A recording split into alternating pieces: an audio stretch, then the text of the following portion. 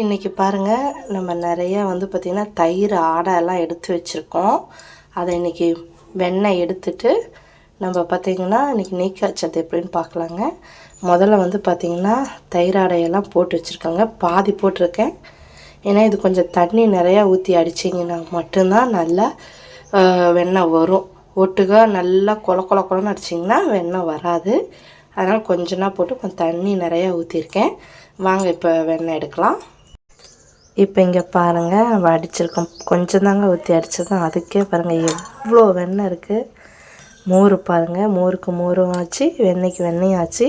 இன்னும் இருக்கிறது எல்லாத்தையும் பார்த்திங்கன்னா அடிச்சிடலாம். அடிச்சுட்டு மொத்தமாக காட்டுறாங்க. இப்போ பாருங்கள், நம்ம இருந்த எல்லா தயிராடையும் போட்டு அடிச்சிட்டோங்க. இதில் பாருங்கள் எல்லாம் பாருங்கள், மோருக்கு மோரும் ஆச்சு, வெண்ணெய்க்கு வெண்ணெயும் ஆச்சுங்க. இந்த மோரை ஃப்ரிட்ஜில் வச்சு எவ்வளோ நாள் யூஸ் பண்ணிக்கலாம். பாருங்கள், தூக்க முடியாத அளவுக்கு இருக்குது. தெரியுதுங்களா உங்களுக்கு நல்லா? இப்போ இதை பார்த்திங்கன்னா எடுத்து ஒரு குண்டால் பாருங்கள் தண்ணி ஐஸ் வாட்ரு கூட ஊற்றி வச்சுக்கோங்க. ஏன்னா இப்போ சீசன் ரொம்ப சில்னஸாக இருக்கனால நான் ஐஸ் கட்டி, ஐஸ் க்யூப், ஃப்ரிட்ஜ் வாட்டர் எதுவுமே யூஸ் பண்ணலைங்க. பாருங்கள் எப்படி வந்திருக்கு. இதே நீங்கள் கொஞ்சம் வெயில் அடிக்கிற மாதிரி இருந்தால் ஐஸ் க்யூப்ஸ் யூஸ் பண்ணிக்கலாங்க, இல்லைனா ஐஸ் வாட்டர் யூஸ் பண்ணிக்கலாம் அடிக்கக்குள்ளே. இப்போ பாருங்கள் எவ்வளோ மோரும் வந்திருக்கு.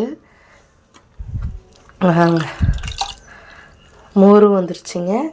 இது ஆக்சுவலாக பார்த்திங்கன்னா இது ஏன் போடுறேன்னா, இப்போ இதில் இருக்க இந்த மோரெல்லாம் இப்போ அந்த தண்ணியில் நிறையா ஊற்றி போடக்குள்ள அந்த வெண்ணெயில் இருக்க மோரெல்லாம் அந்த தண்ணியில் இறங்கிருங்க. வாங்க நான் உங்களுக்கு காட்டுறேன். இப்போ பாருங்கள் எவ்வளோ வெண்ணெய் ரெடி ஆகிடுச்சு.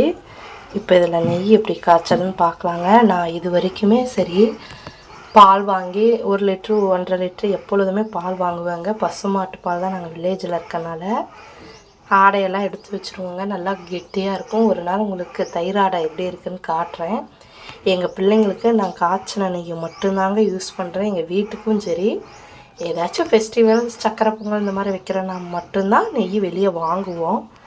மற்றபடி வீட்டு யூஸு சாப்பாட்டுக்கு எல்லாத்துக்குமே காய்ச்சின நெய் தாங்க. வாங்க காய்ச்சறது எப்படின்னு பார்க்கலாம். பாருங்கள், அந்த நம்ம வெண்ணெயை தண்ணியில் போட்டோம் பார்த்திங்களா, அதில் இந்த மோர் பாருங்கள் எல்லாம் இறங்கியிருக்கு. இது இனிமேல் நம்மளுக்கு தேவையில்லைங்க. இப்போ பாருங்கள் வெண்ணெயை பார்த்திங்கன்னா ஒரு பெரிய பாத்திரத்தில் போட்டுக்கோங்க. ஏன்னா இது பொங்கி வரும் நுரக்கட்டி. சிம்மிலே வச்சு செய்யுங்க. இப்போ பாருங்கள் நல்லா அப்படியே இப்போ தான் எல்லாம் உருக ஆரம்பிக்குது. இப்போ பாருங்கள் வெண்ணெய்லாம் உருகிடுச்சு. பாருங்கள் இந்த அளவுக்கு இப்போ காய்ச்சிட்ருக்காங்க. பாருங்கள் இதெல்லாம் பார்த்தீங்களா மேலே வரைக்கும் பொங்கி வந்துருச்சுங்க. அதுக்கு மேலே வரல.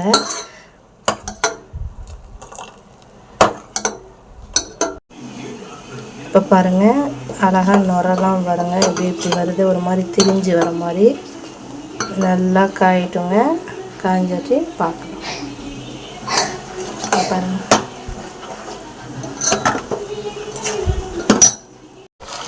நெய் காய்ச்சக்குள்ள ஒரு வாசம் வரும் பாருங்க. அதுக்கு ஈடு இணை எதுவுமே இல்லை. இப்போ பாருங்கள் தெரியுதுங்களா? இது மேலே வெள்ளையாக இருந்தது எல்லாமே போய் அடியில் தங்கிடுச்சு.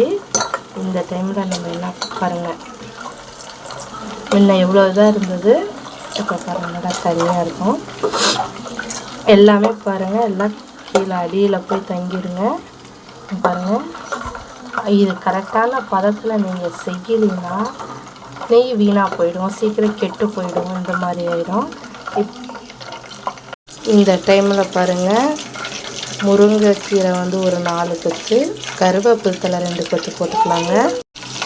இது கூட பாருங்கள் முருங்கைக்கீரை ஒரு 4 கொத்து, கருவேப்பிலை 2 கொத்து போட்டுக்கிட்டாங்க.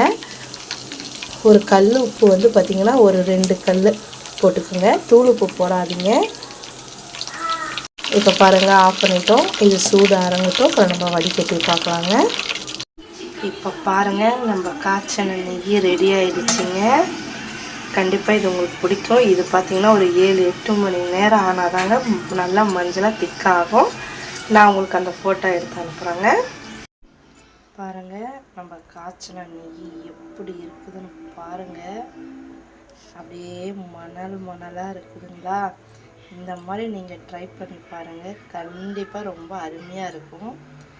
இது எதனால் வந்து இந்த மாதிரி மணல் மணலாக வருதுன்னா, கடைசியாக நம்ம இறக்க போகிற டைம் மோருக்கு ஒரு 2-3 ட்ராப்ஸ் ஊற்றுறோம் பார்த்தீங்களா, அதனால தான் அப்படி இருக்குது. இந்த மாதிரி ட்ரை பண்ணி பாருங்கள்.